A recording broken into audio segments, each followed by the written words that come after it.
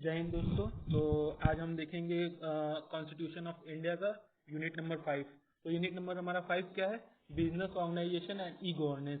इसमें जैसे कि इस चैप्टर में आप देख क्या क्या देख सकते हैं, जैसे देख सकते हैं कि बिजनेस से रिलेटेड अगर किसी को दुकान, जैसे मान लीजिए हम लोग इंजीनियर हैं, हम लोग सोचेंगे कुछ नया स्टार्टअप करें बिजनेस सेक्टर में, इंडस्ट्रियल एरिया में, तो उसका क्या क्या इथिक्स है, उसका उसका क्या क्या प्रोसीजर है, गवर्नमेंट का क्या क्या प्रोसीजर है। कोई जैसे जो आपको जैसे आप भी अपना कोई शॉप खोलेंगे तो ऐसे ही नहीं खोल देंगे कि जब मन किया तो ओपन कर दे, तो ऐसे हो नहीं सकता। इसलिए कुछ ना गवर्नमेंट का प्रोसीजर है।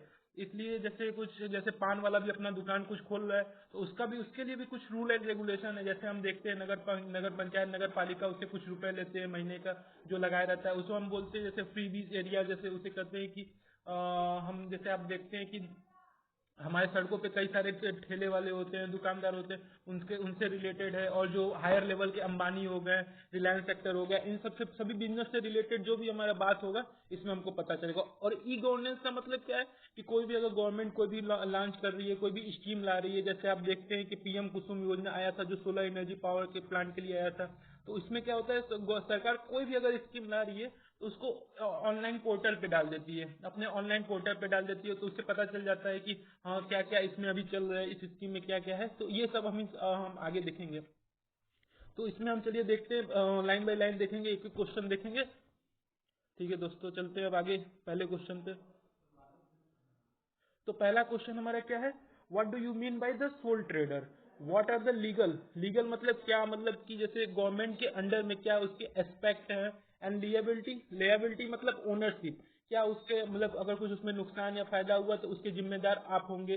Soul trader also mention the advantage and disadvantage. तो देखते हैं हम लाइन बाय लाइन देखते हैं क्या क्या है। तो sole trader also known as the sole proprietorship. आप जैसे देखते होंगे कि कई सारे दुकान, जैसे कोई सारे शॉप होते हैं तो उसमें अपना टेम्पलेट, नेम टेम्पलेट होता है, तो उसके नीचे क्या लिखे रहते हैं, अपना प्रोप्राइटर लिखे रहते हैं, प्रो करके, जैसे कोई नाम होता है XYZ अपना नाम लिखे रहते हैं, तो उसे हम बोलते हैं सोल प्रोप्राइटर। अब इसमें देखते हैं क्या सोल प्रोप्राइटर क्या है। एक प्रकार का हमारा सिंपल बिजनेस अरेंजमेंट, कोई एक छोटा सा अपना शॉप खोला हुआ है तो उसका arrangement in which one individual run and own the entire business. जैसे कोई एक किराना का आप दुकान देख सकते हैं, जैसे कोई किराना का दुकान है, वो क्या छोटा दुकान, बड़े लेवल पे नहीं देखेंगे, वो क्या करता है अकेले खुद ही चलाता है, उसके लिए कोई वर्कर नहीं चाहिए, 15-20 वर्कर। गाँव में देखे होंगे, विलेज एरिया में देखे होंगे, कोई अपना खुद का दुकान होता है। तो उसका मतलब ये है कि इंडिविजुअल, यहाँ पे आप देख सकते हैं जैसे यहाँ पे लिखा हुआ है इंडिविजुअल रन, कि इंडिविजुअल द्वारा रन होता है, ये होता है। अब देखते हैं दूसरा पॉइंट क्या लिखा हुआ है। In sole proprietorship there is no legal distinction between owner and business entity. इसका मतलब क्या है, कोई भी लीगल डिस्टिंक्शन नहीं है। जैसे कि अब जैसे वहां से कोई भी किराना का आप एग्जांपल लिए थे, वो अपना कहीं भी बड़े बिजनेसमैन से कोई सामान लाता है तो उसमें कोई ये नहीं है, रुकावटें हैं कि जैसे कि गवर्नमेंट उसका पुर्जा मांगे, उसको कर सकते हैं, बिल मांगेगी, ये सब उसमें रुकावटें, उसमें कोई भी रुकावटें, कोई भी लीगल उसका प्रोसीजर नहीं है। इसलिए ये क्या होता है, एक छोटे लेवल पे इंडिविजुअल रन होता है। यहाँ पे जैसे पॉइंट यहाँ पे आप देख सकते हैं लिखा है इंडिविजुअल रन, न कि कोई इंटायर हो या होल कम्युनिटी द्वारा रन होता है। और तीसरा पॉइंट क्या है, soul proprietor is not necessarily registered और इनकॉर्पोरेटेड। अब एक पान वाला आप तो सोचेगा कि रजिस्टर्ड हम करें, उसे गवर्नमेंट लेवल पर दे, उसका जीएसटी लगाएं, हर चीज उस पर लगे, तो ये पॉसिबल कहाँ हो सकता है। इसलिए ये क्या होता है, छोटे लेवल पे होता है, इसलिए कोई जरूरी नहीं है कि रजिस्टर्ड या इनकॉर्पोरेटेड हो। और चौथा क्या है, the most ideal form of business organisation, ideal choice to run small और मीडियम स्केल बिजनेस। अब देखिए स्मॉल तो आप देख लिए कि पान वाला जैसे लिए थे एग्जांपल, और एक किराना का दुकान लिए थे। अब मीडियम में क्या होता है, जो कि 2-3 वर्कर रखे हो। आप देखे होंगे जैसे गांव से थोड़ा बढ़ के अगर जाए टाउन एरिया पे, कस्बे एरिया पे, तो क्या होता है, कोई दुकानदार जैसे कोई का क्लोथ का शॉप होता है या किराने का, उसमें क्या होता है 3-4 वर्कर भी रखे होते हैं, क्योंकि अब कपड़े का दुकान खोलेंगे तो अब 3 कस्टमर आ गया तो आप कैसे डील कर सकते हैं। इसलिए उसे मीडियम स्केल बिजनेस बोलते हैं, कि जहाँ पे 2-3 वर्कर हो, इसलिए हम उसे कहते हैं मीडियम स्केल बिजनेस। तो वो भी किस में आते हैं, सोल प्रोप्राइटर में आते हैं। Many sole proprietor do a business under own their names. जैसे आपको कोई का XYZ का दुकान है तो वो अपने खुद ही नाम पे रख लेता है, या अपने बच्चों के नाम पे रख लेता है, या अपने माता के नाम पे रख देता है, या अपने वाइफ के नाम पे रख सकता है। तो आप भी आगे जाके कहीं ऐसा ना हो दुकान खोलेंगे तो नाम रख दे।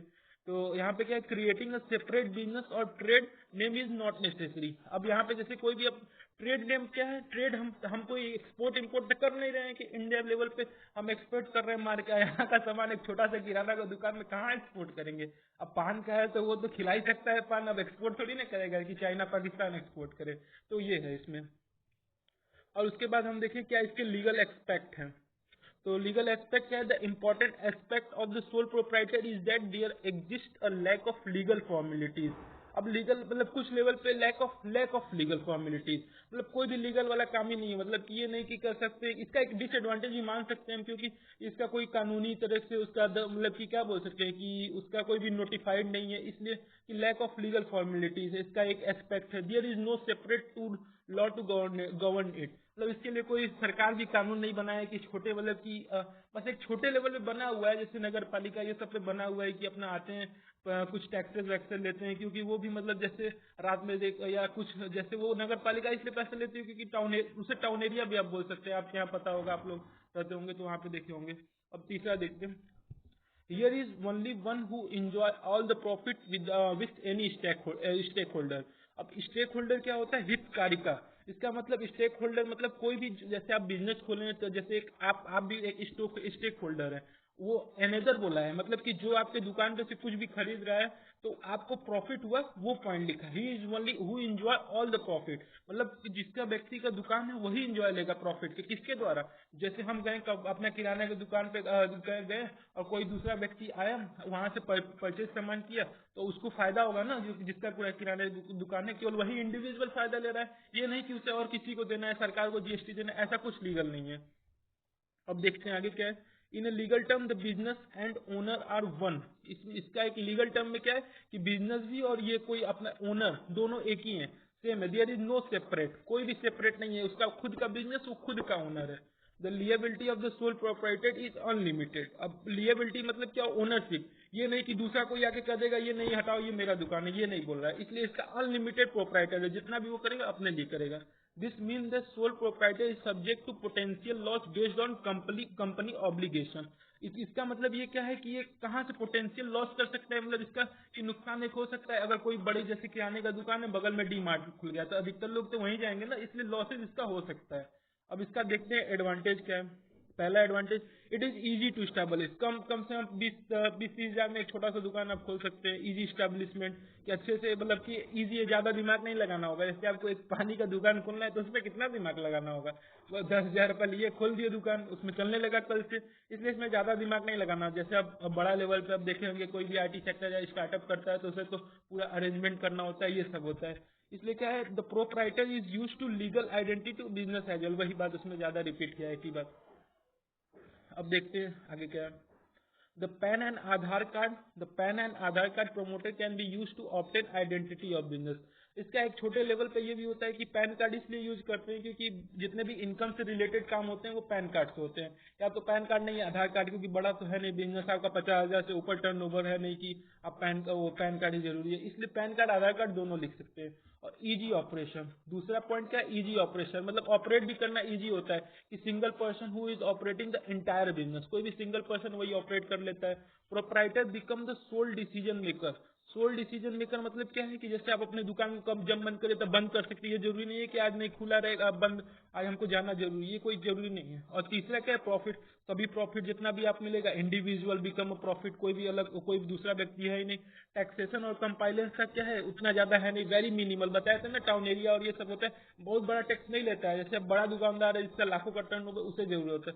और कॉन्फिडेंशियलिटी, इसका मतलब क्या होता है कि अगर आपका जैसे कि कह सकते हैं कि आप जैसे कोई बिजनेस में इंप्लीमेंट करना है तो आप खुद इंप्लीमेंट करेंगे। The proprietor is sole owner of the business undertaking, और कुछ भी आपको बदलना है या चेंजेस करना है तो आप खुद करेंगे। No leakage of any information to third party, क्योंकि ये आप ही का है तो आप ही ना जानेंगे इन्फॉर्मेशन, कोई थर्ड पार्टी थोड़ा ना आपको वो कहेगा कि ये आपने ऐसा क्यों किया, इसलिए केवल आप ही है। प्राइवेसी क्या है, आप ही क्या है, क्लियरली मेंटेन किसके द्वारा, प्राइवेसी मतलब होता है सेफ्टी इशू, किसके द्वारा होता है, केवल आप ही के द्वारा होता है। अब डिसएडवांटेज क्या है, अनलिमिटेड लिएबिलिटी, मतलब आपको इतना ज्यादा छूट हो जाता है कि अगर कभी कभी आप ज्यादा सामान ला देते हैं तो लॉस हो जाता है, तो केवल इंडिविजुअल लॉसेज होता है। अगर कहीं ग्रुप में खोले होते हैं दुकान तो सबको लॉस होता है बराबर बराबर। इसमें क्या होता है कि केवल आप ही को लॉस हुआ। अगर कुछ भी, जैसे मान लीजिए किराना का ही दुकान एग्जाम्पल ले लेते हैं, किराना तो फेमस हो गया, तो अगर चूहा हुआ उसका कुछ खा पी गया, काट उठ दिया, तो वो इंडिविजुअल लॉस होगा। ये थोड़ा ना कहेगा बगल वाले को कि आओ भाई तुम, मेरा लॉस हुआ है, तुम भी कुछ पूर्ति करा दो। इसलिए अनलिमिटेड लियाबिलिटी, मतलब यहाँ पे लिखा any losses of private has to be all liability, खुद को लेना होगा। The personal asset of the privateship may get use for discharging liability and डेप्ट, वही चीज लिखा है, पॉइंट अब एक ही चीज को बताना नहीं है बार बार। अब ऑब्टेनिंग द फंड, इसका डिसएडवांटेज ये भी है कि कोई जैसे ऑब्टेनिंग फंड, कोई दूसरे लोन वोन लेना होगा तो इस पे जब बहुत दिक्कत होता है। यहाँ पे लिखा इजी रजिस्टर्ड कंपनी, रजिस्टर्ड जो कंपनी होता है उनको जल्दी लोन मिल जाते हैं। आपका तो ठहरा पान का दुकान, किराना और छोटा दुकान, तो कैसे आपको मिलेगा? ये डिफिकल्टी होता है फंड के लिए। रिस्क फैक्टर के लिए कोई लेना चाहता नहीं, बैंक थोड़ा ना रिस्क लेगा। पता चला आप 10,000 का दुकान ही खोले, ले लिया 8,000 का लोन, अगले दिन दुकान बंद, गायब। ऐसा तो हो नहीं सकता। अब तीसरा क्या है? Higher taxes. A proprietor can also subject to incidence of payment of higher taxes. A proprietor from a individual being taxed. अभी जैसे टैक्स का मतलब ये हो सकता है कि अब इसका एग्जांपल ऐसे यहाँ पे लिखा है इंसिडेंस ऑफ पेमेंट। अभी जैसे आप देखते हैं कि कभी कभी छापा वापा भी पड़ जाता है, या कभी कभी रेड पड़ जाता है, तो अगर कभी गलती से, ये बहुत मिनिमल है, ये ज्यादा हायर टैक्सेस और ये नहीं है, ये बहुत मिनिमल होता है, कभी कभी आ गया तो उसके लेवल बस होता है। अब उसके बाद देखते हैं no business write, there is no business write, मतलब कोई भी इसमें कोई जरूरी नहीं है कि हर चीज राइट वाला ही हो, हर चीज डेली जितना हो रहा है ये सब। अब जल्दी जल्दी करते हैं दोस्तों, नहीं तो टाइम बहुत ज्यादा बीत रहा है। तो दूसरा क्या है question? What do you mean by term partnership किसे कहते हैं, इसके फीचर्स क्या पार्टनरशिप के हैं, और पार्टनर के कितने प्रकार होते हैं। आप लोग तो ये सिंपल लैंग्वेज है, इसमें ज्यादा कुछ सोचना नहीं है, तो जल्दी जल्दी देख लेते हैं। और पार्टनरशिप क्या होता है? अरेंजमेंट कितने का होता है? 2 या 2 से अधिक पीपल का होता है। किसमें होता है? बिजनेस ऑपरेशन में होता है। क्या करने के लिए? प्रॉफिट कमाने के लिए, एक दूसरे का लेवलीहुड अच्छा चले। और लिएबिलिटी, ओनरशिप दोनों होते हैं। अब पार्टनरशिप क्या होता है? मे बी इंडिविजुअल हो सकता है, या बिजनेस का कोई हो सकता है, या इंटरेस्ट बेस्ड ऑर्गेनाइजेशन की कोई भी अपना एक स्टार्टअप, या स्कूल भी देखते होंगे कि 2-3 लोग मिलकर खोले हैं, गवर्नमेंट और कॉम्बिनेशन। जैसे गवर्नमेंट ही है तो क्या होता है, कई सारे उसके अंदर कैबिनेट मिनिस्टर होते हैं, तो वो भी क्या है? एक पार्टनरशिप ही है, उसे भी पार्टनरशिप कहेंगे। गवर्नमेंट में देखते हैं कि हेल्थ मिनिस्टर अलग होता है, एजुकेशन मिनिस्टर अलग अलग, ये सब अलग अलग होते हैं, तो ये भी एक क्या है? मिनिस्टर, पार्टनर के अंदर काम कर रहे हैं। और ये पार्टनरशिप एक्ट इंडिया में कब लागू हुआ था लीगली गवर्नमेंट के? पार्टनरशिप 1932। ये याद कर लीजिएगा, आपका 2 नंबर में क्वेश्चन पे पूछ सकता है आपका। ये कब हुआ था? ब्रिटिशर के टाइम हुए थे, क्योंकि अधिकतर हम कहते हैं कि अधिकतर चीज जो कॉन्स्टिट्यूशन में नहीं है ब्रिटिशर से नहीं है, तो ब्रिटिशर से ये पार्टनरशिप वाला वो देखते थे, रहते थे कहाँ? अपने इंग्लैंड में रहते थे और राज करते थे यहाँ पर। कुछ भी होता था वहीं से फंड यहाँ, लेकिन ये भी था कि डिसएडवांटेज कि यहाँ का फंड जाता था वहां। सोचिए। अब देखते हैं आगे क्या है। This act laid down the right duty. ये बताता है कि अगर पार्टनरशिप में है तो आपको क्या क्या आपका अधिकार है। आपको काम अलग दिया गया है, उनका अलग काम दिया है, उन दोनों के रिलेशनशिप में मेंटेन रहे। ये नहीं कि आप आपस में ही लड़ाई झगड़ा कर लिए, इसलिए उसका लीगली भी होता है। सरकार भी इसलिए लीगली उस पर पार्टनरशिप बनाती है, थर्ड पर्सन उसके लिए फॉर्म होता है। अब इसका फीचर्स देख लेते हैं क्या क्या है। पहला क्या है?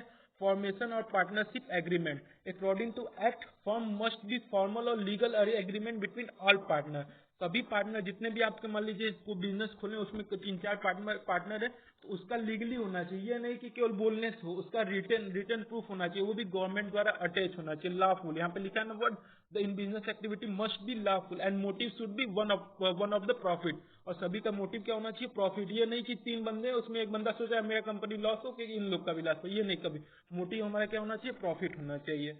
और दूसरा क्या? अनलिमिटेड लियाबिलिटी, मतलब ओनरशिप इनके पास भी अच्छा होता है। तो इसमें क्या? ऑल पार्टनर है अनलिमिटेड लियाबिलिटी, मतलब कोई भी पार्टनर, जैसे 2-3 पार्टनर हैं, अपना एक बिजनेस खोले, 2 पार्टनर है, एक पार्टनर को कहीं जाना है काम से, तो वो जा सकता है। तो दोनों के पास भी ओनरशिप, तीनों के पास सेम ओनरशिप रहेगा।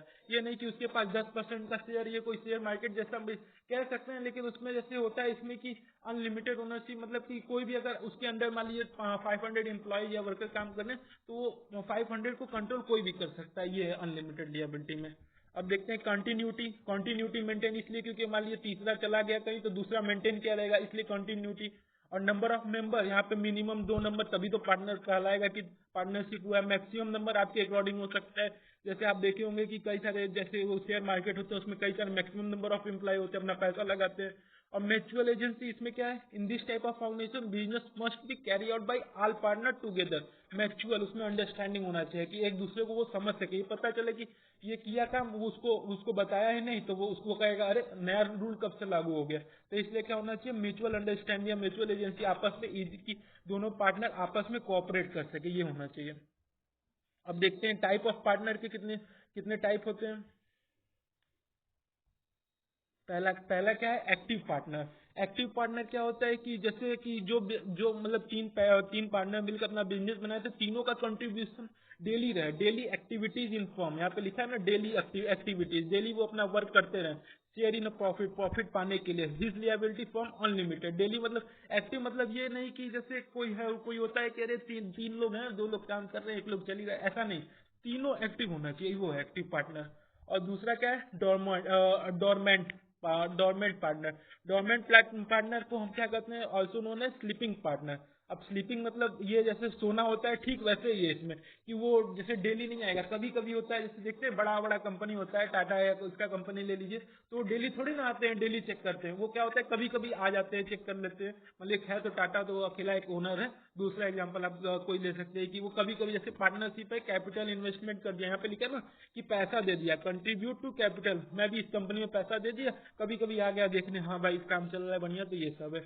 In return he will have a share in profit, लेकिन उसका जो शेयर होता है प्रॉफिट का वो इक्वली होता है। अब तीसरा देख सकते हैं, सीक्रेट पार्टनर। सीक्रेट पार्टनर मतलब he will not present at firm outside the agent. अब देखिए ये जैसे सीक्रेट पार्टनर कहाँ यूज होता है, देखिए आप कोई भी रॉ कंपनी रॉ में देखे होंगे, रॉ मतलब रिसर्च वाला कोई ऑर्गेनाइजेशन, उसमें क्या होता है कि अब सभी को ओपन नहीं कर देते, जैसे उसमें क्या होता है ओपन केवल मिनिस्टर होता है। अब जो रॉ के एजेंट है वो उनको ओपन कर देंगे तो सबको तो पता चल जाएगा, तब तो कोई करेगा ही नहीं इनको देख के। इसलिए क्या होता है उसके लिए सीक्रेट पार्टनर बनाया जाता है कि कोई जाने ना, बस पार्टनर देखते होंगे मूवी में, आप देखते होंगे वो बात फोन से कर देता है, हेलो हाँ यहाँ पे कुछ है तो आप देखिए, तो वो सीक्रेट की तरह होता है। और चौथा क्या है, नॉमिनल पार्टनर।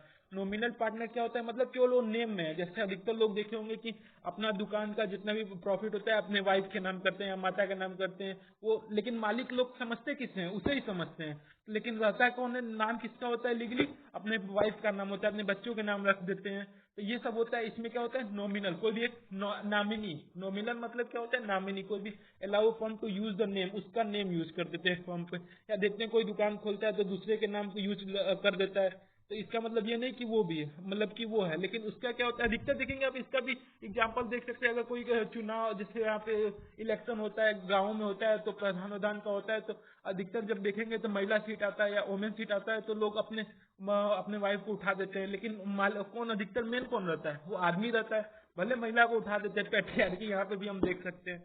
और पांचवा क्या है, पार्टनर बाय स्टोपेल। स्टोपेल अब देखिए क्या होता है, one who is not actual partner, वो एक्चुअल पार्टनर नहीं है लेकिन प्रेजेंट हिमसेल्फ। स्टोपल मतलब एक कह सकते हैं वो इटोपियंस, मतलब कि वो है स्टोपेल मतलब कि वो एक्चुअल पार्टनर है नहीं लेकिन दूसरों को दिखाता है, present himself to be as a partner as a firm. देखेंगे जैसे अब इसका एग्जांपल हम दे सकते हैं, जैसे कई सारे बड़े बड़े कंपनियां होती हैं तो उन्हें लोग जैसे एक वर्कर को जो उसमें ज्यादा एक्सपीरियंस होता है तो उसे बना देते हैं अच्छे पोस्ट पे, मतलब वो लगेगा दूसरे को लगेगा कि यार नहीं भाई यही इसी के हाथ में सब कुछ है, लेकिन वो उसको कौन कंट्रोल कर रहा है, मालिक कर रहा है। तो उसको जो एक्सपीरियंस पर्सन होता है उसे ऐसा लगता है, बना देते हैं कि मालिक है, लेकिन वो एक्चुअल मालिक थोड़ी ना है। इसलिए उसे कहते हैं पार्टनर बाय स्टोपेल, मतलब कि who is not really partner, वो कहते हैं। अब देखते हैं तीसरा question, mention the advantage and disadvantage of partnership. अब एडवांटेज क्या है पार्टनरशिप का, देखते हैं इजी टू स्टार्ट। अब क्या होता है, कभी कभी पैसे कम हो जाते हैं तो क्या होता है सब पार्टनर में अपना खोल लेते हैं, ये सब इस समय तो चल ही रहा है। और the only requirement for starting partnership is partnership deed, मतलब सभी का इच्छा होना चाहिए, partner can be start on same day, मतलब कुछ जब 3-4 लोग सहमत हो गए तो तुरंत पार्टनरशिप स्टार्ट हो गया। अब एलएलपी रजिस्ट्रेशन एक लीगल लाफुल, कोई भी एक मतलब गवर्नमेंट द्वारा एक है लीगल लाफुल पार्टनरशिप कि जो भी जैसे गवर्नमेंट अपना कुछ हेल्प भी कर देती है इसमें, जैसे देखे थे ना 1932 में गवर्नमेंट पार्टनरशिप एक्ट लागू हुआ था, याद है ना, रिवाइज भी होता रहता है। तो अब देखते हैं आगे क्या है, डिसीजन मेकिंग। अब कोई भी क्या होता है, कभी कभी कंफ्यूज होता है decision making in partnership would be faster. अगर आप कंफ्यूज है तो जो उस जाके पार्टनर से शेयर किए कि भाई देखो ऐसा ऐसा प्रॉब्लम है, तो वो तुरंत डिसीजन तुरंत मिल जाता है। रेजिंग ऑफ फंड, तुरंत फंड हमें मिल जाता है। जैसे बैंक वैंक से भी लेना है तो 3-4 लोग का अगर होता है प्रॉपर्टी अपना दिखा के ले सकता है, तुरंत फंड ले सकता है। सेंस ऑफ ओनरशिप, इसमें क्या है, people in a partnership form United और कॉमन सेंस, कॉमन कॉज, मतलब इसमें वही कि सभी का एक सहमत है, म्यूचुअल अंडरस्टैंडिंग होता है, तो ये सेंस ऑफ ओनर। अब इसके डिसएडवांटेज क्या है, अनलिमिटेड लियाबिलिटी, ये देखिए सब में आएगा, अनलिमिटेड लियाबिलिटी आप दोनों में लिख सकते हैं, एडवांटेज भी इसका और डिसएडवांटेज। अब देखते हैं अनलिमिटेड लियाबिलिटी, इसमें क्या, मान लीजिए 3 पार्टनर का, मान लीजिए 3 पार्टनर आप लोग हैं, 3 लोगों का पार्टनर है, तो उसमें 2 लोग कह रहा है ये, और कोई दूसरा रूल बना रहा है, और एक लोग कोई दूसरा रूल बना रहा है, तो उसमें क्या होगा, कंफ्लिक्ट होगा, अब दोनों आपस में ही लड़ेंगे। इसलिए क्या, अनलिमिटेड लियाबिलिटी, मतलब कभी कभी उसमें हो जाता है कि लड़ाई हो जाती है, इसलिए गवर्नमेंट उसको एक एलएलपी स्ट्रक्चर बनाया, इसलिए कि वो सभी अंडर में रहे। ये नहीं कि अब पता चला तुरंत उसी दिन काट ले, पार्टनरशिप हट जाए, तो उसका भी एक लीगल प्रोसीजर है, तब उसके बाद वो हट सकते हैं। और number of member, the maximum number of member of partners can have be restricted to 20।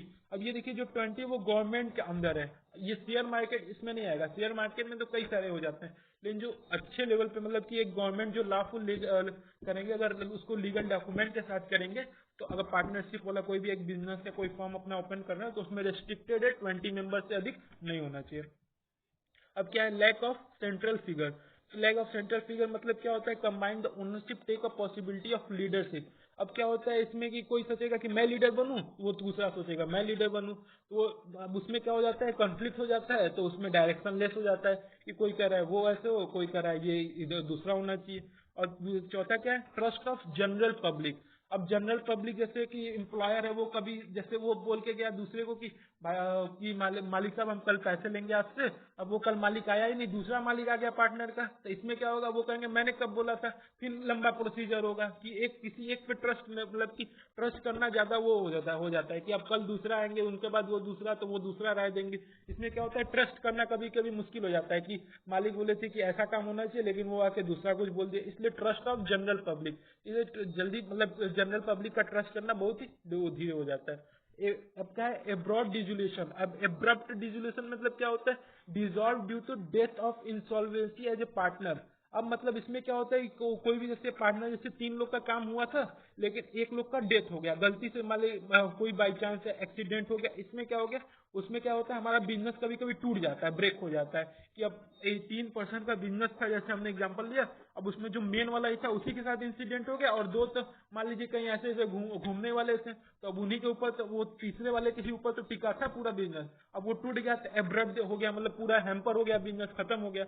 अब चौथा क्वेश्चन देखते हैं क्या है, what is company act of 2013, date याद रखेंगे, 2 नंबर क्वेश्चन में आएगा, कंपनी एक्ट 2013, और इसके क्या सैलिएंट फीचर्स है कंपनी एक्ट के, देखते हैं जल्दी जल्दी, अब थोड़ा करते हैं नहीं तो लंबा चला जाएगा वीडियो।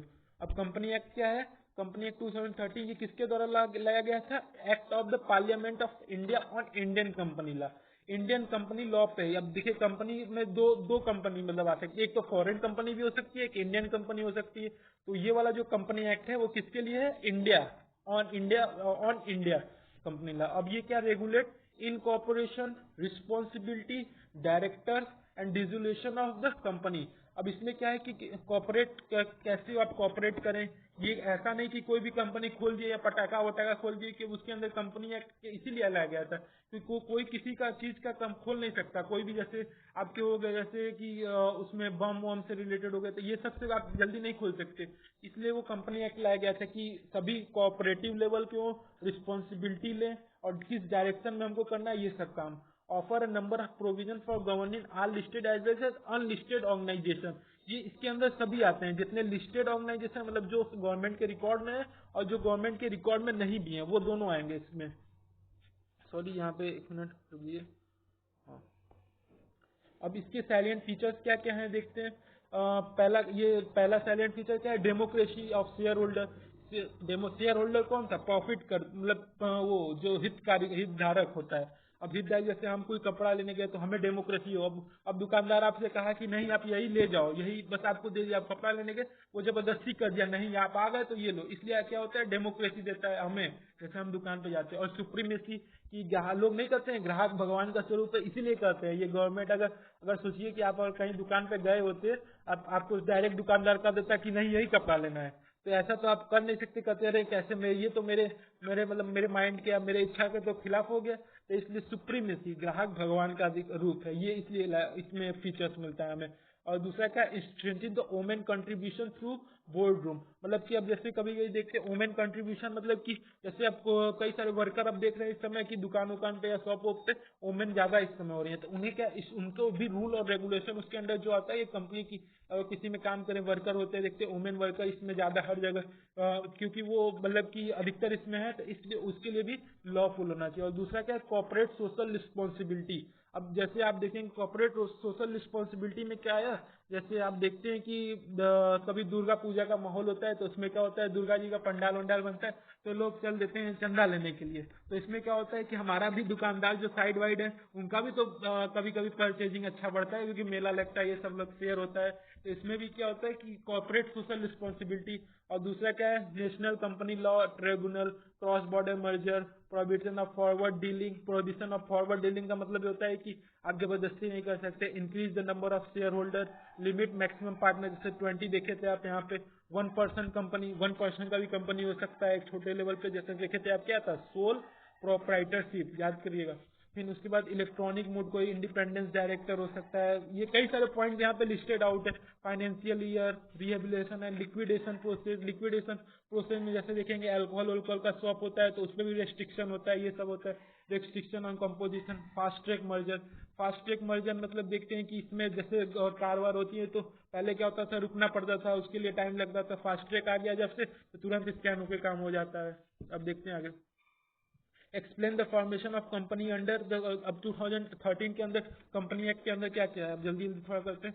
कंपनी में भी form as any lawful purpose, कोई भी लॉफुल काम करने के लिए, जैसे वही चीज पुराना वाला ये कंपनी एक्ट के 2013 के अंदर क्या था, कॉर्पोरेट, जैसे कोई भी कॉर्पोरेट होना चाहिए, रिस्पॉन्सिबल होना चाहिए हमारा। और क्या था, डायरेक्शन की गवर्नमेंट क्या डायरेक्शन दे रही है, यही सब है इसमें। और वन पर्सन कंपनी भी इसमें था कि अगर कोई सिंगल पर्सन या प्राइवेट कंपनी है तो वो भी ओनरशिप हो सकता है, यही सब है इसके अंदर। देखते हैं आप आगे क्या है। अब देखिए स्टेप टेके ना न्यू कंपनी, उसके लिए अब इसको आप नीचे देख लीजिए, इसमें हम प्रोसीजर एक बता देंगे कि कोई भी जैसे कोई भी आप जैसे कोई भी एक कंपनी या कुछ भी बनाना चाह रहे हैं, तो उसके लिए कोई भी लीगल एक नॉमिनी होना चाहिए, उसके लिए एक नॉमिनी होना चाहिए। वो किसके मतलब कितना उसका टर्नओवर है, और फिर उसके बाद क्या होता है, करंट अकाउंट खुलवाना होता है अगर लंबा टर्नओवर है तो उसके लिए। फिर उसके बाद अधिकतर देखेंगे उसके लिए डेली जीएसटी लेवल पे उसका कॉर्पोरेट होना चाहिए। उसके लिए देखते हैं सीए बना जाता है बिजनेस कॉर्पोरेट का, वो जो मैनेज करता है कि कितना इनकम टैक्स देना है, क्या लेन देन है, ये सब है। ये सब प्रोसीजर है, वही सब प्रोसीजर इसमें बस बताया गया है कि कैसे अगर कोई नया कंपनी खोलना है तो उसके अंदर क्या क्या प्रोसीजर है, तो यही सब है और ज्यादा कुछ नहीं है। कि कैसे वो नया नॉमिनी होना चाहिए, टर्नओवर कितना है, करंट अकाउंट है कि नहीं, अगर 50 लाख के ऊपर किसी का होता है या 50,000 से ऊपर होता है तो टर्नओवर कितना है, तो यही सब। तो इसमें हम देख सकते हैं यही सब है। फिर उसके बाद देखते हैं क्या है, डिक्लेरेशन ऑफ कंपाइलेंस, मतलब कि क्या किस प्रकार का फोरम है, पार्टिकुलर डायरेक्टर मैनेजर, ये सब इसी के अंदर आता है। तो यही सब आप देख सकते हैं इसके अंदर। अब दूसरा क्वेश्चन देखते हैं, memorandum of association of company. अब क्या मेमोरेंडम और आर्टिकल दो चीज आगे हम देखेंगे, अभी डिस्कस करेंगे। मेमोरेंडम क्या उसका क्या मतलब, जैसे कोई भी कंपनी खोल रहा है तो उसके क्या लीगल प्रोसीजर है, उसकी जैसे पार्टनरशिप है तो कितने परसेंट किसका शेयर है, वो सब इसी में इन्वॉल्व होता है। और member of association is foundation in which company is build. ये एक मेंबर ऑफ मेमोरेंडम एक प्रकार का ऐसा आपका लीगल डॉक्यूमेंट्री है जिसके प्रोसीजर से आप कोई भी कंपनी बिल्ड कर सकते हैं। अब दूसरा क्या है, identify the scope of company. ये स्कोप क्या हो सकता है, अब देखिए ये लीगल डॉक्यूमेंट है, public document according to section 399 399 company act 2033। और कोई भी इसके विपरीत जाता है, जैसे आप कोई भी कंपनी खुली और कहीं पता चला कि आप कोई भी इलीगल आप वो कर रहे हैं, जैसे कि गन वन का सप्लाई कर रहे हैं, या तो देख सकते हैं ड्रग्स व्रग्स होता है, पंजाब में देखे होंगे ड्रग्स के मामले ज्यादा हैं। तो इसलिए क्या होता है कि इसके अगर कोई लीगल प्रोसीजर क्या अगर कोई नहीं फॉलो करता है तो उसके लिए सेक्शन 339 लगते हैं, उसके लिए मतलब कि आईपीसी जैसे होता है, आईपीसी का धारा, इंडियन पिनल कोड, उसका एक आप मेंशन कर सकते हैं इसको आईपीसी। आईपीसी का फुल फॉर्म होता है इंडियन पिनल कोड, या 39, कई सारे इसमें आईपीसी आते हैं, आप सुने होंगे। अब उसके बाद देखते हैं, जल्दी जल्दी थोड़ा करते हैं। अब क्या है इसके बाद, कंटेंट ऑफ, क्या कंटेंट होता है कि नेम होना चाहिए, कोई भी कर रहा है रजिस्टर्ड ऑफिस, उसमें रजिस्टर्ड ऑफिस में जाके, ये नहीं कि आप किसी ऐसे स्टेट, यहाँ पे लिखा है ना state image registered office company, कोई भी कंपनी खोलना है उसको रजिस्टर्ड होना चाहिए। ऑब्जेक्टिव क्लॉज, मतलब किसका कंपनी खोलना है, क्या आपका ऑब्जेक्टिव है, her with in 6 month of changing activities, मतलब कि क्या क्या आपने चेंजेस लाया, जैसे अपने कंपनी कुछ खोले तो उसमें कि क्या मतलब हेल्प हुआ, कि कॉर्पोरेट सोसाइटी रिस्पॉन्सिबल है कि नहीं इसके लिए, ये सब प्रोसीजर चेक होता है, क्या ऑब्जेक्टिव है। और लिएबिलिटी क्लासेस, मतलब कि ओनरशिप, जैसे आप कोई खोले हैं तो उससे प्रॉफिट जा रहा है कि क्या लॉसेज जा रहे हैं, उसके cost, charges, expense of winding up की ओवरऑल एनुअल देखते हैं। जैसे हम देखते हैं ना बजट, जैसे होता है हमारे सरकार का भी बजट पास होता है, वैसे इसमें भी देखा जाता है कि लॉसेज और या प्रॉफिट कैसी कंपनी जा रही है, ये सब होता है। और कैपिटल क्लॉज, कैपिटल क्लॉज में मतलब ये आता है कि इनकमिंग होता है, इसमें चेक किया जाता है कि आपके कितना फिक्स्ड अमाउंट का टर्नओवर है, कितना एक लीगल, मतलब जैसे होता है किसी का होता है कि 10 लाख का टर्नओवर है तो या 10 लाख का उसका 10 या 11 लाख का, तो उसको एक फिक्स कर दिया जाता है सरकार द्वारा कि आपका, हाँ मान लिया जाता है कि 1 लाख, मतलब कि आपका एक मंथ में इतना है, तो उसी के आधार पर आपका एक जीएसटी है वो हो सकता है बना, फिर करंट अकाउंट जो होता है उतना ही टर्नओवर का बनता है। In association clause, association clause मतलब clearly specify the desire of subscriber to form a company, क्या डिजायर है, जैसे किसी कंपनी का खोलना है, अब ये कोई कंपनी खोल दिया तो केवल अपने ही प्रॉफिट ले रहा है, लेकिन हमारा एक रूल भी आया था सरकार द्वारा कि कॉर्पोरेट लेवल पे कि हम जितना भी, अगर अच्छी कंपनी है तो वो 1% से 2% तक अपना कॉर्पोरेट सोसाइटी में देगी। कॉर्पोरेट सोसाइटी जैसे आप कई सारे एग्जांपल भी देखे होंगे, जब अमूल का भी खुला था वो कॉर्पोरेट सोसाइटी के ही अंदर है। और फिर उसके बाद क्या है, फॉर 1 पर्सन कंपनी, किसी एक पर्सन का भी एक company who become the member of company event of the date हो सकता है, मतलब कि उसका नॉमिनी एक्सचेंज भी हो सकता है।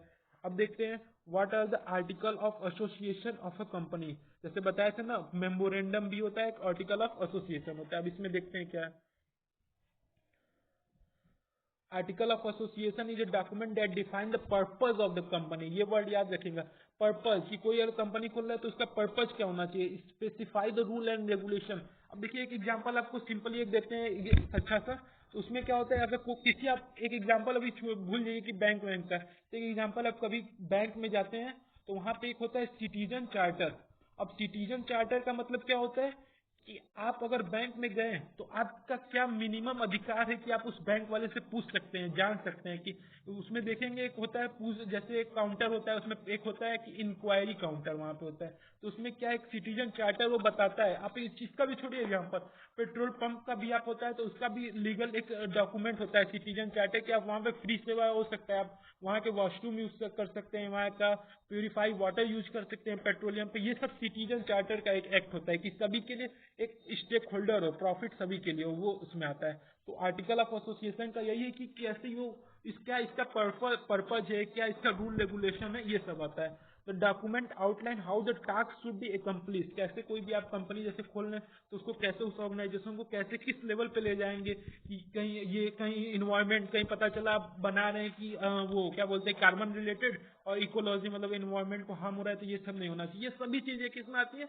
Article of association. गवर्नमेंट एक ईओए मांगती है वो कंपनी से कि क्या आप जो काम या प्रोजेक्ट या जो भी कंपनी वो ला रहे हैं तो उसमें क्या क्या लीगल प्रोसीजर होना चाहिए। अब कंपनी नेम यहाँ पे आप देख सकते हैं, प्राइवेट पीवीटी एलटीडी या एलटीडी लिमिटेड होता है, ये जनरली आप कंपनी में देखे होंगे कि सफिक्स यूज होता है कि जो भी कंपनी के जो भी आर्टिकल ऑफ एसोसिएशन, इसका मतलब समझिएगा अगर कोई भी कंपनी एलटीडी है तो आर्टिकल ऑफ एसोसिएशन को अप्रूव करती है, कि बता सकती है कि हमारा क्या पर्पज है, क्या रूल ऑफ रेगुलेशन, ये गवर्नमेंट के अंडर में, तो इसीलिए आप देखते होंगे अधिकतर कंपनी में पीवीटी या एलटीडी लगा होता है। अब इसका वही ये सब देखिए सेम चीज है, पर्पज क्या होता है वो सब कंपनी उसमें उस कंपनी गवर्नमेंट को बताई जाती है, प्राइमरी लेवल पे, सेकेंडरी लेवल पे क्या प्रॉफिट है, उसका क्या गोल हमारा है, गोल बाय डिलीवरिंग क्या वैल्यू सोसाइटी को जाता है, हर चीज इसमें मेंशन होता है। शेयर कैपिटल, अब शेयर कैपिटल में क्या होता है कि ये जैसे मान लीजिए कि डिफरेंट डिफरेंट टाइप के शेयर होते हैं, जैसे आप देखेंगे अमूल का ये प्रोडक्ट लीजिए, या अमूल का छोड़िए आप दूसरा कोई एक अच्छे लेवल पे, बड़े लेवल पे कोई भी कंपनी होता है, या एग्जांपल ले लेते हैं क्लोथ का ही बनता है कभी पंजाब में, सप्लाई जैसे पंजाब में देखेंगे, लुधियाना उधियाना में बनता है ज्यादा कपड़े आपके जाड़े वाले, तो कहाँ सप्लाई होते हैं, उत्तर प्रदेश में, इधर उधर फॉरेन तक जाते हैं। ये भी शेयर कैपिटल ये सब होता है इसमें। ऑर्गेनाइजेशन ऑफ कंपनी की लीगल डॉक्यूमेंट इन्फॉर्मेशन है ये।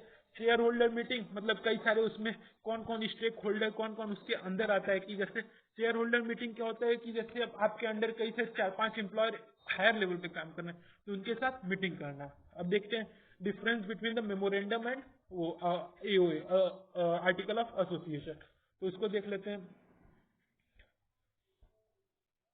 पहला क्या है, मेमोरेंडम क्या कंटेन करता है, fundamental condition upon which company is incorporated. आप देखते हैं अगर कोई भी कंपनी हमको उसका बेस क्रिएट करना है, हमको स्टैब्लिश करना है, तो उसके लिए क्या क्या फंडामेंटल कंडीशन है, गवर्नमेंट द्वारा क्या क्या, गवर्नमेंट 2013 एक्ट द्वारा वो क्या क्या उसके अंडर में आता है, ये सब मेमोरेंडम है। और आर्टिकल में क्या होता है, क्या इंटरनल प्रोविजन है, क्या आपका माइंडसेट है उस कंपनी को खोलने के प्रति, ये सब किसमें आता है, आर्टिकल ऑफ एसोसिएशन में। इसमें mean for benefit and clarity of public creditor and share holder, इसमें क्या क्या आपके कि आपके बेनिफिट, आपके कितने बेनिफिट है, कितना आप क्रिएट, कितना आप इन्वेस्टमेंट कर रहे हैं, कितना प्रॉफिट कर रहे हैं, ये सभी चीज मेमोरेंडम में आता है। और आर्टिकल में क्या होता है, आपका पर्पज क्या है, रेगुलेशन क्या है विद इन एरिया, मतलब कि जैसे कोई भी जैसे इन्वायरमेंट का एक एग्जांपल जैसे कि हार्म नहीं करे, ये सब जितने भी आपके जान ये सोसाइटी रिलेटेड हैं, जितने भी आप जैसे समाज के लिए काम कर रहे हैं या जैसे मतलब कि समाज के लिए कुछ एक्स्ट्रा कर रहे हैं, जैसे टाटा का एग्जांपल देखिए, रतन टाटा जी अपना कुछ इन्वेस्टमेंट आपके कॉर्पोरेट सोसाइटी में करते हैं, समाज में करते हैं, कि वो सभी आते हैं किसमें, आर्टिकल ऑफ एसोसिएशन में। तो इसमें ज्यादा कुछ है नहीं, article prescribe detail with in those parameter, वही सब पर्पज और रूल एंड रेगुलेशन के अंदर ये सब आता है। तो मेनली डिफरेंस क्या है, जितने भी लीगल या डॉक्यूमेंट लेवल पे काम होते हैं, अगर इस कंपनी को स्टेब्लिश करने, तो उसके लिए मेमोरेंडम करते हैं। और आर्टिकल्स क्या होते हैं कि अगर उसको हम उसका पर्पज और रूल ऑफ रेगुलेशन कोई भी इंटरनल, मतलब कि जैसे इंटरनल उसका प्रोविजन हमको पता चले, वो सब किसके अंदर आता है, आर्टिकल्स के अंदर आता है। बस आगे आप लोग पढ़ लीजिएगा, उसमें ज्यादा कुछ है नहीं। अब एक नवा क्वेश्चन देखते हैं, what do you mean understand by prospect, mention the content of prospect, what are the type of prospect. इसके अंदर हम देख सकते हैं क्या है। अब प्रोस्पेक्ट का मतलब क्या होता है, prospect means any document prescribe issue as a prospect include red herring prospect, shelf prospect और एनी नोटिस। ये प्रोस्पेक्ट का मतलब क्या है, कोई एक प्रकार का, ये जैसे जैसे हमने देखा था मेमोरेंडम में और आर्टिकल ऑफ एसोसिएशन में, तो इसमें भी एक क्या होता है कि ये प्रोस्पेक्टस एक मतलब सिक्योरिटी पर्पज के लिए कोई भी एक डॉक्यूमेंट जैसे पब्लिकली किया जाता है। जैसे कई लोग जैसे इसमें प्रोस्पेक्ट में आप देख सकते हैं कई लोग करते हैं अपना जेनरिक और पेटेंट दवा करते हैं, तो उसमें क्या होता है कोई भी एक अपना लीगल बना देता है कि हमारा इसके द्वारा मतलब जैसे एक हम नीचे भी देख सकते हैं, in simple any document inviting offer from a public subscription of share और debenture is known as prospectus. अब इसका मतलब देखिए जैसे कोई भी मान लीजिए कोविड का ही टाइम चल रहा था, उसमें अगर सोचिए जैसे दवा वाले कंपनी अपना काम कर रही है, लेकिन कोई ऐसा भी डॉक्टर जैसे हो सके कि अगर जैसे अपना लैब रिसर्च कर रहा है, उसमें अगर कहीं मतलब वो कंपनी के अंदर नहीं साइड से हट के अपना दवा ला दिया होगा, तो वो क्या होता है एक प्रकार का प्रोस्पेक्टस, जो कि कंपनी को बता सकता है कि any document inviting offer from a public, कि वो डॉक्टर क्या हुआ, पब्लिक हुआ, और वो ऑफर किसे किया, मेडिसिन कंपनी को किया कि देखो मैंने तुमसे पहले दवा बना लिया, तो वो सब क्या होता है प्रोस्पेक्टस उसे बोलते हैं। कोई भी डॉक्यूमेंट, ये डॉक्यूमेंट के थ्रू डॉक्यूमेंट देखिए prospectus must be in writing form. अब वो डॉक्टर अब ऐसे ओरली ओरली नहीं बता सकता, देखिए oral investigation subscriber is not prospectus, orally नहीं, उसको रिटन फॉर्म में अप्रूवल होना चाहिए, ये सब किसके अंदर आता है, प्रोस्पेक्टस।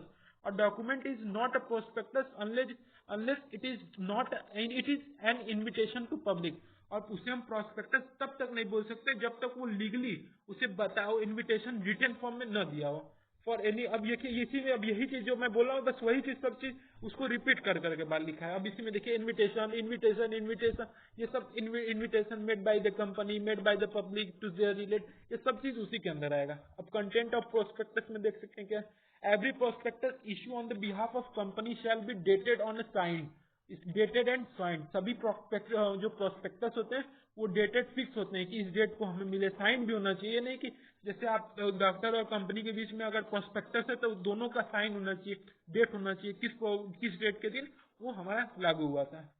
अब इसमें देख सकते हैं कि अगर क्या क्या इंक्लूड करता है, नेम होता है, एड्रेस होता है, डेट होता है, साइन होता है, बोर्ड ऑफ डायरेक्टर उसको मतलब कोई भी एक अकाउंट जैसे separate bank of account to manage all the monies and received of the issue, authority to issue, capital structure, object of the matter, minimum subscription, detail of the director, जो detail of director मतलब वो doctor का detail क्या क्या होना चाहिए, disclosure include the following report, report में by the auditor should be financial performance. अब फाइनेंशियल परफॉर्मेंस का देख सकते हैं क्या क्या रिपोर्ट इंक्लूड करता है। अब देखिए यहाँ पे लिखा है रिपोर्ट अबाउट द प्रॉफिट या लॉस, जैसे अब सरकार वो डॉक्टर ही था तो उसे बताया तो उसे क्या प्रॉफिट या लॉस हुआ, immediately pressing by financial report और about the business of transaction, वही ट्रांजेक्शन का इसका भी रिपोर्ट होना चाहिए। अब इसके टाइप्स देख सकते हैं, टाइप्स क्या क्या है। पहला टाइप क्या आता है, एब्रिज्ड प्रोस्पेक्टस। एब्रिज्ड प्रोस्पेक्टस में क्या होता है कि एक समरी प्रकार का होता है, जैसे ये नहीं कि फुल डिटेल इसके अंदर हो। ये जैसे अब यहाँ पे देखिए फील्ड बिफोर द रजिस्ट्रार। अब इसका मतलब क्या है कि जैसे अब जैसे उस डॉक्टर ने कोई भी दवा बनाया, उस कंपनी को बताया, डायरेक्ट तो जाके उसके बताएगा नहीं, मैनेजिंग उसके उसके उसके नीचे भी, रजिस्ट्रार के नीचे भी कई सारे मैनेजिंग डायरेक्टर रहते हैं, तो वो भी एक समरी बना के देगा हायर लेवल को कि देखिए साहब वो डॉक्टर ने ऐसा ऐसा बनाया, वो सक्सेसफुल है। अब ये तो बना के देंगे नहीं कि वो कितनी बार एक्सपेरिमेंट किया, कितनी बार फेल हुआ, ये सब नहीं। इसलिए इसमें क्या होता है, एक समरी प्रकार का होता है। All contain all the feature of prospectus, ये सब सभी। अब इसमें आप देख सकते हैं आगे नीचे। अब डीम प्रोस्पेक्टस क्या होता है कि allot agree to all security, जितने जितने भी सिक्योरिटी लेवल के होते हैं, जैसे देखेंगे आप कि कभी कभी सुने होंगे कि कंपनी के मालिक को पता चल जाता है कि अरे मेरे कंपनी में ऐसा मतलब कि पता चला कि ये थ्रीट है, मतलब थ्रीट मतलब कह सकते हैं खोट, या हिंदी में तो खोटी कहते हैं। जैसे आपको पता चल गया कि ये यहाँ ये एम्प्लॉय गलत काम कर रहा है, तो डीम डीम मतलब क्या होता है कि अलॉट ऑफ सिक्योरिटी, मतलब कि वो मतलब कि उसे पता नहीं चलता है, वो छुप के जैसे होता है कोई भी document. Deem prospectus of a company all purpose all provision content liability will be applied upon it, मतलब कि वो सिक्योरिटी पर्पज के लिए जितने भी प्रोस्पेक्टस होते हैं इसी में आते हैं आपके। और सेल्फ में क्या होते हैं, shelf can be defined as prospectus issue by the public financial institution, ये की फाइनेंशियल रिलेटेड। अब इसका मतलब क्या होता है कि पैसा का लेन देन ये सब हुआ, जितने भी होते हैं ये सेल्फ, ये वाला सेल्फ अपना वाला नहीं है, SHELF है, ये अलग याद रखिएगा सेल्फ वाला। तो mention in the prospectus when herself is issue does not need to issue separate prospectus offering, ये बस वही है कि फाइनेंशियल आपका कितना मतलब कि इनकम और ट्रांजेक्शन ये सब होता है, इसी के अंदर आता है। अब चौथा देख सकते हैं क्या है, red herring. Red herring prospectus is which lack the complete particular about quantum of price of security, thus red herring prospect incomplete prospectus। अब जैसे रेड हेरिंग मतलब क्या होता है, नाम से ही लाल, रेड मतलब लाल मतलब खतरा, मतलब कि पूरा काम हुआ ही नहीं। इसमें क्या होता है, ठीक वैसे ही होता है, इसमें कोई भी क्या होता है इनकम्प्लीट प्रोविजन, मतलब आधा पे हुआ। जैसे डॉक्टर ही मेडिसिन बनाया तो लीगल तो हो गया, लेकिन वो दिया ही नहीं, मतलब कि कहीं पता चला ये कंपनी का साइन हो गया, डॉक्टर साइन कर ही नहीं रहा है, तो क्या हो गया रेड हेरिंग, मतलब कि इनकम्प्लीट प्रोस्पेक्टस हो गया, अधूरा रह गया। इसका मतलब ये होता है this type of prospectus need to be filed with register at least 3 days prior, मतलब कि 3 दिन पहले ही उसको पता कि उसे जैसे डॉक्टर का समरी उसे भेजना था, 3 दिन पहले उसने मना कर दिया, डिनाइड कर दिया, तो ये रेड हेरिंग के अंदर आता है। तो वही चीज इसमें है।